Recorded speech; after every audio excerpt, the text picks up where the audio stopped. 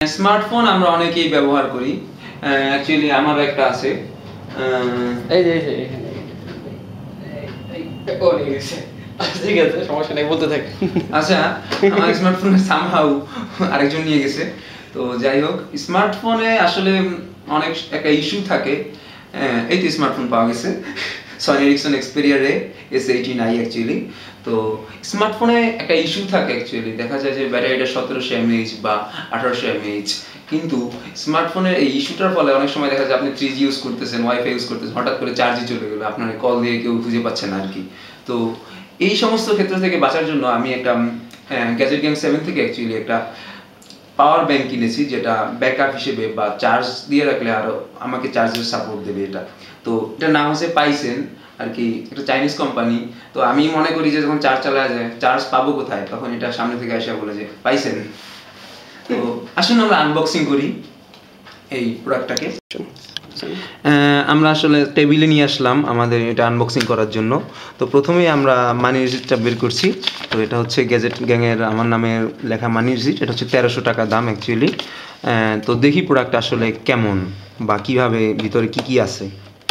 তো প্রথমে আমরা প্যাকেটটা খোলার চেষ্টা করি। বেশ সুন্দর ডিজাইন, সায়ান কালার, আমার ফেভারিট কালার অ্যাকচুয়ালি। আর দেখতে পাচ্ছি যে সম্পূর্ণ জিনিসটা একটা গোল, অনেকটা ব্যাটারির মতো, মানে ড্রাই সেল ব্যাটারির মতো অনেকটা, বাট জিনিসটা আসলে ড্রাই সেল ব্যাটারি না, এটা একটা পাওয়ার ব্যাংক। আর পরে এই বাক্সের ভিতর কী আছে সেটা আমরা পরে দেখছি।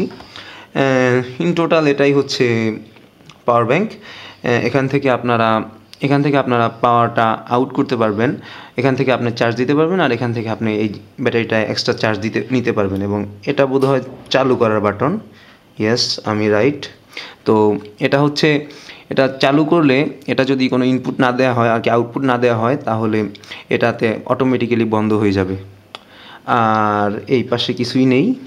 আর তো আমরা দেখি, চলুন যে এই বাক্সতে আর কি কি আছে। বাক্সতে কিছু দেখা যাচ্ছে অ্যাকচুয়ালি। আমরা একটা কেবল আছে, খুব সুন্দর সাদা কেবল, অনেকটা অ্যাপলের কেবলের মতো। কেবলের গায়ে পাইসেনের লোগো দেওয়া আছে। কেবলটা খুললাম, বেশ বড় এবং কনভেনিয়েন্ট একটা কেবল। আর একটা ম্যানুয়াল আছে, যদিও ম্যানুয়ালটা কিছুই আমি বুঝতেছি না, কারণ এটা সম্পূর্ণ চায়না ল্যাঙ্গুয়েজ আর কি, চাইনিজ ল্যাঙ্গুয়েজে লেখা। পিছনে ইংরেজি লেখা আছে। তবে এখানে ওয়ারেন্টির কথা বলা থাকলেও গ্যাজেট গ্যাং আমাকে কোনো ওয়ারেন্টি দেয়নি, জাস্ট 3 days একটা ওয়ারেন্টি দেয় ওরা, সেই ওয়ারেন্টিটা দিয়েছে। তো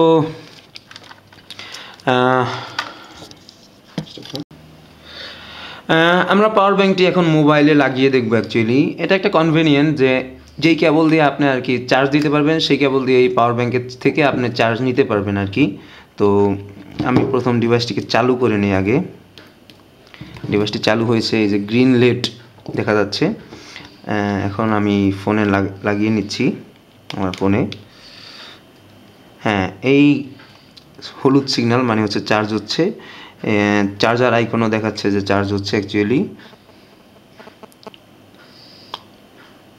যাই হোক, ভালোভাবে হয়তো বোঝা যাচ্ছে না, কিন্তু চার্জ হচ্ছে।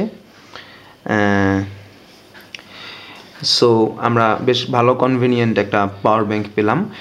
এটা অ্যাকচুয়ালি 2200 mAh এর আর কি। আমার ফোনটা একবার ফুললি চার্জ হয়ে কিছু চার্জ থেকে যাবে আর কি। সো আমার জন্য মোটামুটি কনভেনিয়েন্ট।